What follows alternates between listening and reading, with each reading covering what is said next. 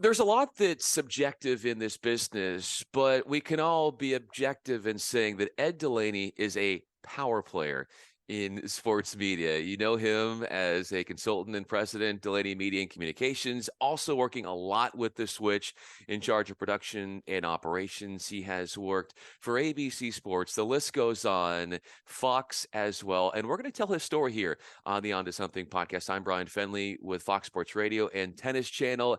Ed, it is an absolute pleasure to have you on. We're going to talk as much about your work life as being the father of 6 kids. I hope you are ready. Okay, thanks. I'm grateful for you to have me, Bryan. Thanks. What are you best at in this industry? I would say a couple things. My passion for it, number one, but two, being able to put everything together. On the operations side, you're working with production. You're getting the mobile units, you're getting the transmission, you're getting all the things necessary to put a production on, the crew. I enjoy putting it all together and trying to find ways of enhancing the production or finding creative ways to work within the budget. So if a director says, I want to get another super slow-mo, you try to work with it in the budget and say, well, you know what, if we take this and we cut this out, or we do, I try to find creative ways to make production happy. If there was an element of your life that you'd like to run slow-mo to really show people what you're like, what would that be? That first off, if you ask me what the most important thing to me is, or what I want more to be recognized as, it would be a great dad. Industry wise, it's interesting because you can get Emmys and awards and things like that, but at the end of the day, what you did on that show. And that's one of the great things about this is that, you come in and do, say, a golf event, right? You get the scorecard right after, what, how you did, if you came in on budget, if it was a rating success. So, I like that feedback, having a scorecard.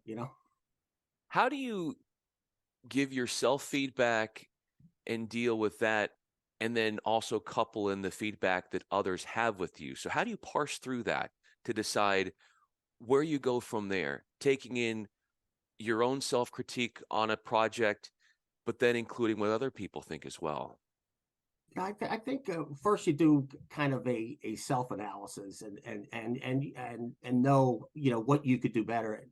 Um, you know, Mentoring is very important to me. I've been lucky enough to have some great mentors through the years, through ABC and Dennis Swanson and guys like Joe Schiavo in the field who were just great to me. At the Baseball Network, I had Ken Shanzer, who was remarkably smart. At Yes, I had John Filippelli, who is a great friend, but I never forgot he was my boss. And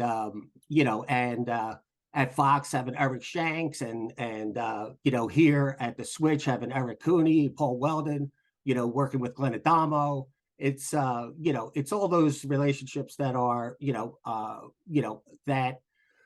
that I'm very proud of, number one, and lucky to be a part of. But two, in terms of passing it on, I pride myself on mentoring. The first assistant I ever had at the Yes Network is now their director of operations, who will one day probably run the thing.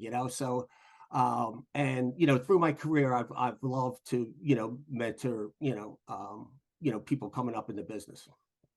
Who was the very first person, Ed, that believed in something that you were about before even you believed in you, in something that person saw in you?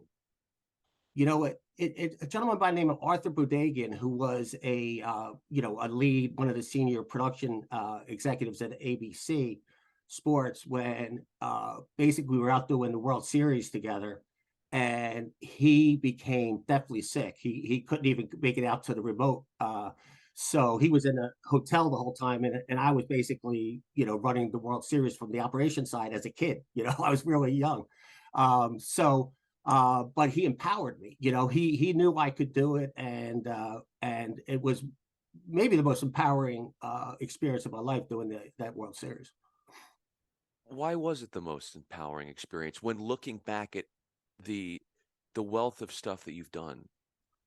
Well, it's the fact that at the time I was a kid, in my late 20s or whatever, um, and the World Series. I'm a sports nut, so I'm sitting there doing the World Series. It was like I'm walking down the runways with Reggie Jackson, who was one of our announcers at the time, and it was just like the excitement of being in that atmosphere to me. To be on the field, where the World Series is being played. It was just so cool to be in that environment, and something that I've watched every year of my life, the World Series. So that was a big part of it. you know The idea of you getting out to that great start and the notion of that idea of you can do this mm. even at that young age, and to see how fast your career grew from ABC Sports and beyond, to have that notion early on, Ed, that you had the confidence that others had in you, that you could feel that. How much do you go back to that and to say, my career in a lot of ways hinges on people in whatever walk of life, whatever industry or whatever job I'm in, that there was this collective belief in me. And that's what really took me to the next level. Yeah, so I would say Dennis Swanton at ABC, when I came up through the ranks there. You're probably too young to remember the Baseball Network, but the Baseball Network was a partnership between ABC Sports, NBC Sports, and Major League Baseball. And it happened in the early 90s when sports rights fees had become depressed, right? So this was before Fox was around, even as a network. So to put me in charge of this new entity on the operation side, and it was so complicated because we would do every game on a Saturday night. So we would do 14 games, and that meant we had 14 productions and then 14 transmission backhauls, and then breaking up the country into 14 regions that in the aggregate was sold as a national telecast.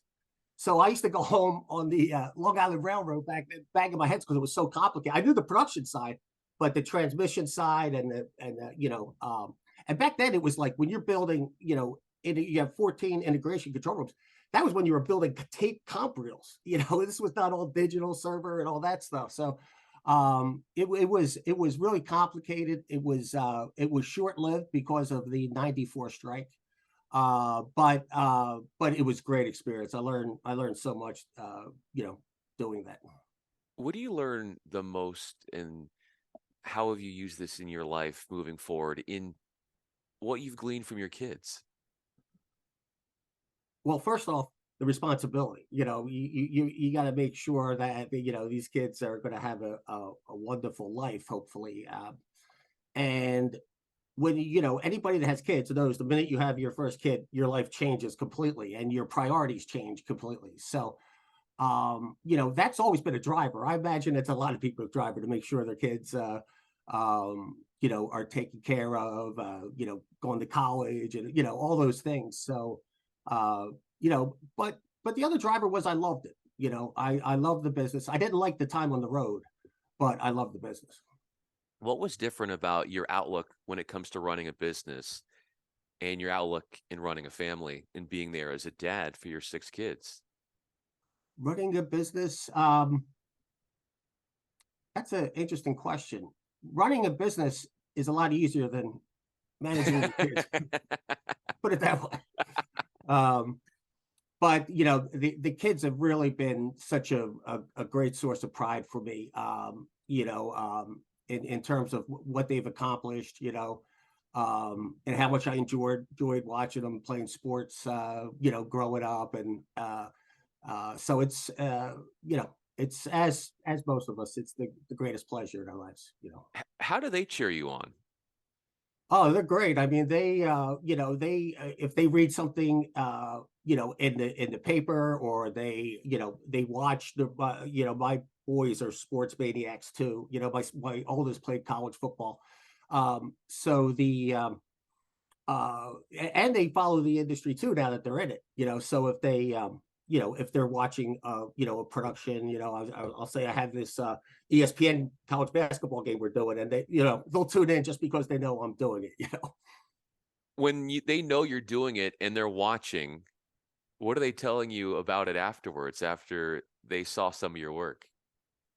Well, not much. They're so used to it now. I mean, it's been since they were babies. The fun part when I was at ABC, I used to do a lot of golf, and and they were little, and I used to, and they were part of the golf tour almost. They almost came to like every remote with me. So, but they've been around it a lot. Stadiums, World Series, playoffs. They're big Yankees fans. So I worked with the Yes Network, so that was like, I was super dad then because I was working for the Yankees. So yeah, all those things. They love sports. Ed Delaney is with me. I'm Bryan Fenley. How big of a reader are you? Not a huge reader, but mostly history.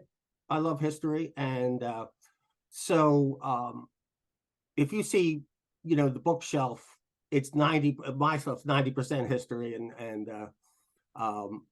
then maybe Bruce Springsteen's book or something like that besides it. What sparks the love of history? Because I'm sure in studying what's happened before us makes you better at what you do. Yeah, it just fascinates me. And the thing about history is you learn a lot from it, right? People overextending themselves, people, societies that don't last. You go through the different, the different time periods of life, of history. So, and don't forget that this country's only 250 years old. And how many have been around much longer that have failed at the end of the day. How much time, Ed, do you set aside time to analyze your own history and what you've done in the industry?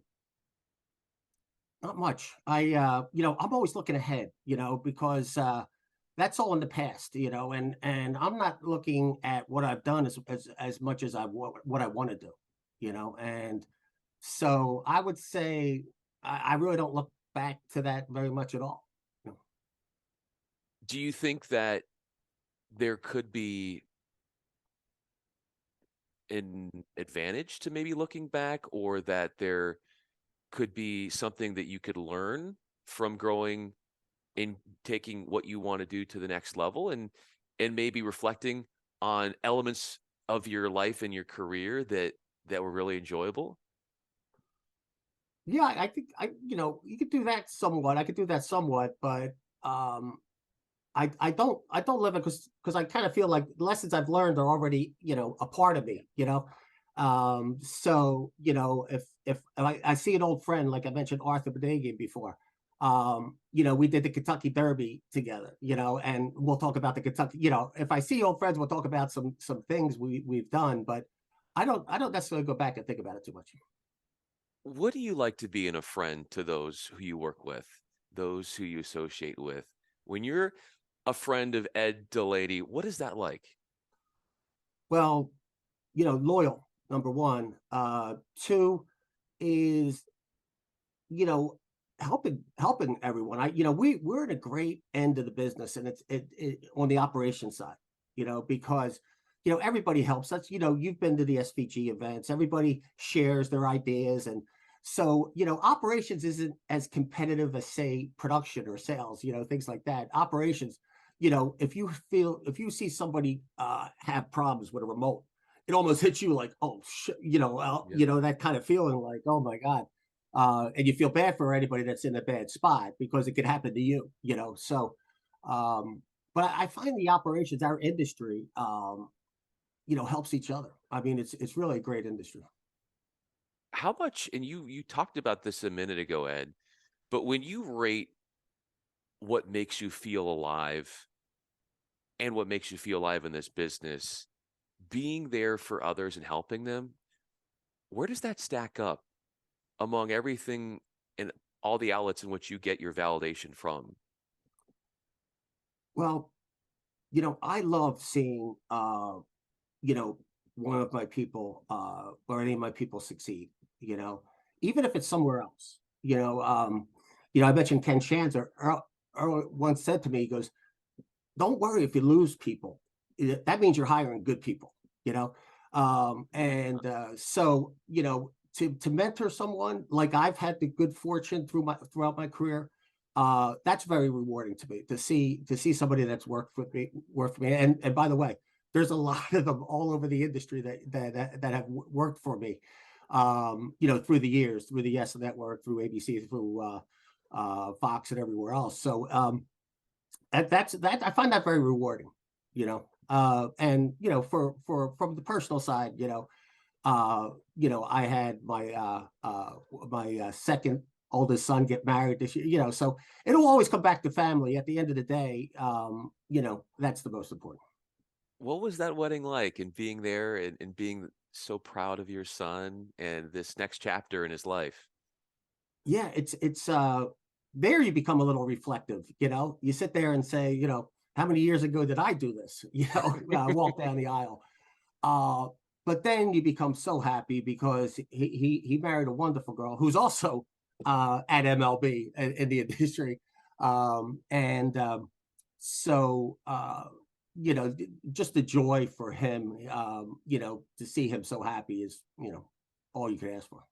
I could tell, Ed, that you've got this empathy gene about you, where in a business that could be sometimes competitive and cutthroat, you've got a big heart. How early did you sort of realize that you had that? Because you really do care, and it's palpable and it's coming across even in this conversation. Yeah, I mean, I was so many people have been so good to me through the years. Like when I started at ABC, I was a scheduling clerk for the engineers, right? So I would spend my downtime. I'd go down to the World News Tonight studio, and I'd sit there, and the guys would let me sit in with them, and they would, teach me what's going on. Or I'd go to Good Morning America, and they would, or I'd go to one of the soap operas, and they would. So I learned so much during that time because people were so generous to me. And that's when I caught the bug, live TV. I mean, the soap opera, I couldn't do that, but the live television, whether it was news or sports, but mostly sports because that was my great interest. So I got that bug early on in my career, and it kind of narrowed my search in terms of or my career path of what I wanted to do. If you were doing this, what would you be doing? Hmm. I'd love to say coaching football, but I'm not qualified. Um, I'm a huge Eagles fan, and so I'd like to say I or a GM, but and I used to kill Howie Roseman, their GM, and now he looks like a genius, and I've been killing him the whole time. But something in sports. I mean, sports is my passion. So somehow something to do with sports. You as a leader, how do you want to be perceived?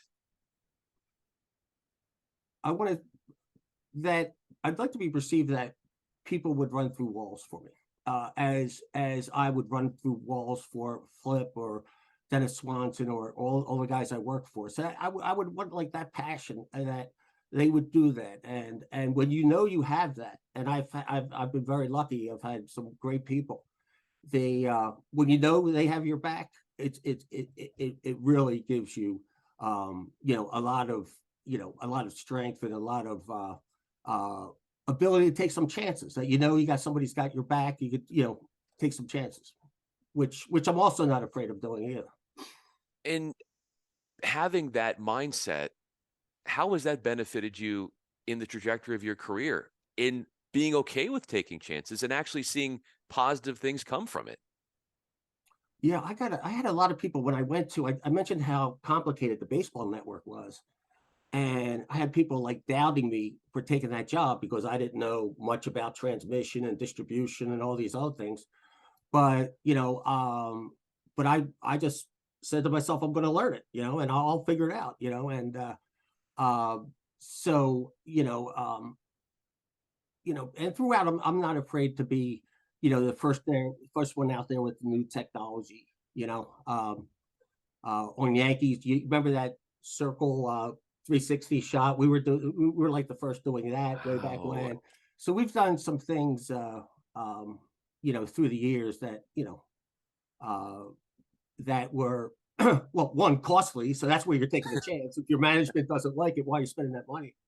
Um, but two, if you don't take any chances, am I going to make mistakes? Yeah, plenty of them. But that's how you learn. What about Bruce Springsteen, his lyrics resonate with you? Oh, that's a good one. Um, that's a good one. I can't think right now. I'm thinking. I'm sure. Did you go to the Broadway when he was on Broadway at all? I did not. Oh, I did not. But what about so even his music in general? What do you find that brings meaning to you, and what you're most attracted to when it comes to the sound that he has? I don't know how to describe it, other than when you go to one of his concerts and the music is the music. It's great, and it's never the same. Uh, but his work ethic, he he will put the time in, and he never leaves anybody cheated. And he's just remarkable. If He just did an interview on Howard Stern. If you get the opportunity to hear it, it was pretty tremendous. Where he's playing some songs and uh, going back and talking about what inspired him for this song. Um, the song Atlantic City resonated with me because I grew up in Philly, and my folks had a house in Ventnor, New Jersey, which is adjacent to Atlantic City, right next to Atlantic City. So I lived a lot of those 80 years with the uh, uh, there's a line in there, the chicken man got blown up in Philly last night. That was Phil Testa. And I used to bartend down the shore, and those crazy mafioso guys used to hang out at the bar. So it was a whole scene. So that kind of resonated. What was your childhood like growing up? I grew up in like a middle class section of Philly, kind of like twin houses, kind of like row houses, but they were twin houses. And it was great. I mean, we were, unlike the kids today. I sound like an old person saying this, but we were outdoors all the time. We were out, whether it was playing basketball, street hockey, football, whatever. We were always out. And then our my dad got us into leagues of football and baseball and basketball. So we were very active playing sports. Where were you toughest? Where did that come out most in your early childhood sports playing days? Uh, Toughest in terms Like of in terms of your physicality, when did that tenacity from Ed oh, Delaney come out the most in whatever sport you were playing growing up?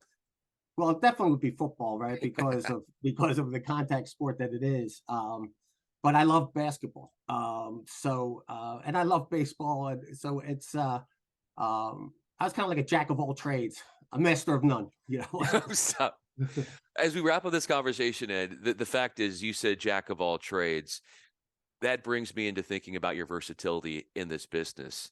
And the idea is when you were talking about Bruce Springsteen, now I know why you appreciate his work so much. He had a great work ethic. You have a great work ethic. So you take from people who resonate with you, and the idea of giving back as well. That's a big takeaway I have from this conversation, and how you have a heart of gold. And I think the people that work around you would see that, your family would see that. And it would have been fun, I'm sure, being one of those 6 kids growing up in the Ed Delaney household. Ed Delaney, I'm Bryan Fenley. Of course, Ed is with the Switch. I'm Bryan Fenley with Fox Sports Radio and Tennis Channel. Thanks so much, man, for Brian, thanks doing for having this. me. This was a lot of fun.